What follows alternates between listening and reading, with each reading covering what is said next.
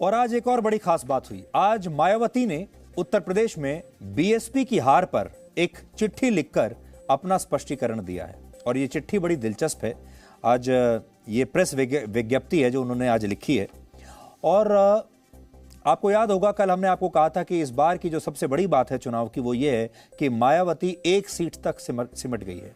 एक जमाने में वो मायावती जो 200 से ज्यादा सीटें लिया करती थी, उत्तर प्रदेश की पहली दलित महिला मुख्यमंत्री बनी थी और उत्तर प्रदेश की सबसे बड़ी पार्टी थी, आज उसकी हालत ये हो गई कि 403 में से एक सीट वो मुश्किल से जीत पाए हैं। ऐसा कैसे हुआ? तो आज उन्होंने स्पष्टीकरण दिया है और इसमें उन्होंने लिखा है कि बीजेपी के मुस्लिम विरोधी चुनाव प्रचार की वजह से 20% मुस्लिम वोट समाजवादी पार्टी के पक्ष में एकजुट हो गए और मुस्लिम समुदाय को एकजुट देखकर हिंदू वोटरों ने भी संगठित होकर बीजेपी को वोट दे दिया, जिससे बीजेपी जीत गई और बाकी पार्टियां हार गई।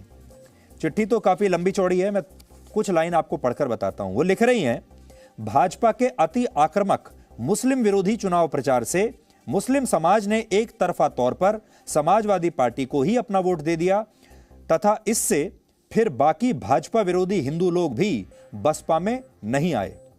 यदि ये सभी लोग इन अफवाहों का शिकार न हुए होते तो फिर यूपी का चुनाव परिणाम कतई ऐसा नहीं होता। तो उनका गणित आप सुनते जाइए।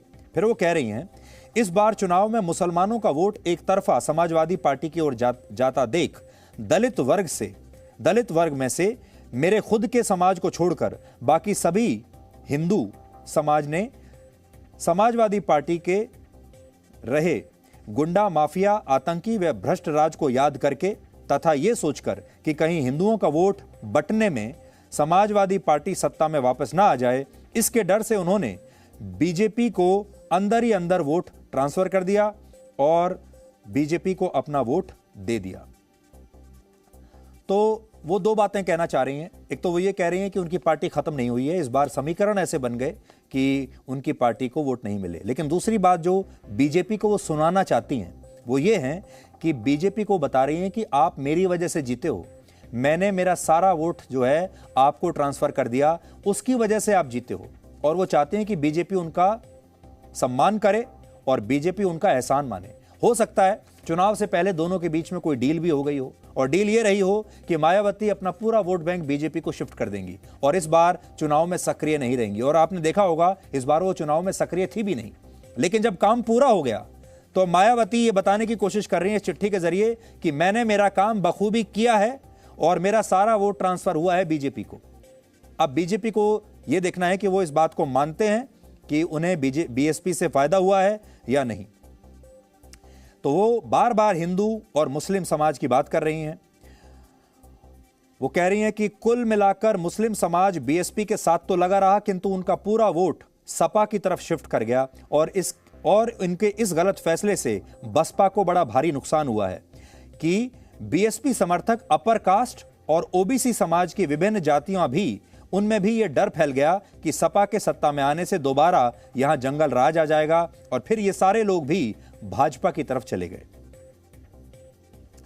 इस प्रकार से भाजपा को हराने के लिए मुस्लिम समाज ने बार बार आजमाई हुई पार्टी बीएसपी से ज्यादा समाजवादी पार्टी पर भरोसा करने की बड़ी भारी भूल कर दी, जिसकी सजा बीएसपी को मिली है, ये कह रही है वो।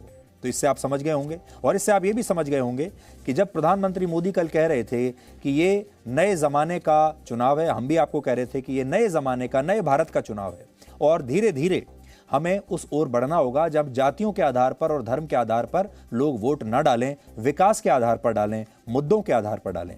लेकिन मायावती आज भी उसी पारंपरिक फॉर्मूले में फंसी हुई हैं, उसी पारंपरिक राजनीति में फंसी हुई हैं। उत्तर प्रदेश में केवल एक सीट मिलने के बावजूद मायावती वही गलती दोहरा रही हैं जिसकी वजह से उनकी पार्टी का यह हाल हुआ। इसलिए हम उन्हें आज ये उनसे आग्रह करना चाहते हैं कि आज वो हमारी बात जरूर सुने और ये बात हम आज उनसे लगातार ये कह रहे हैं कि प्रधानमंत्री मोदी ने जातिगत राजनीति के बंधन को तोड़ दिया है और कल चुनावों में एक नया वोट बैंक देखने को मिला है जो है डबल वी का वोट बैंक, डबल वी यानी विकास का वोट बैंक।